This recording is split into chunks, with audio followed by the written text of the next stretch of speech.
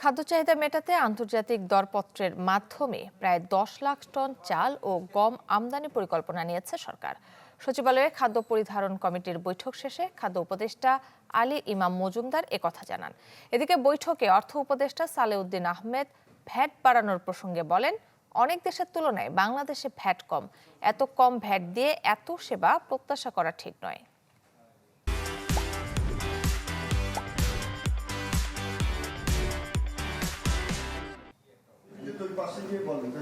দেশে খাদ্য উৎপাদন, মজুদ ও আমদানি সহ সার্বিক পরিস্থিতি নিয়ে সচিবালয়ে বৈঠক।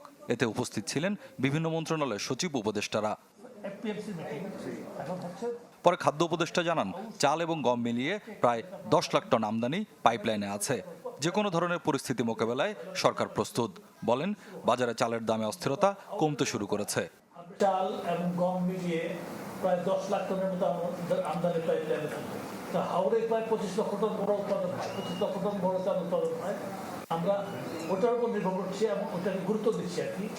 এবং অ্যাজ ওয়েল আমাদের সকল যে কোনো ধরনের পরিস্থিতির জন্য আমরা প্রস্তুতিও আছে।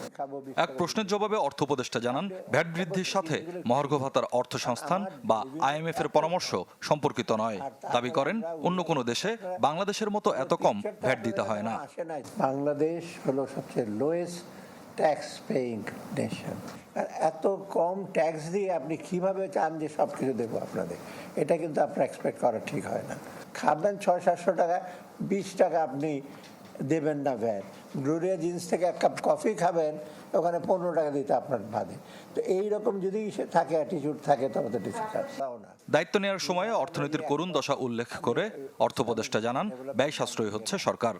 আমরা যখন আসি $135 মিলিয়ন আপনার এলএনজির বিল পাওনা ছিল। We have paid it back.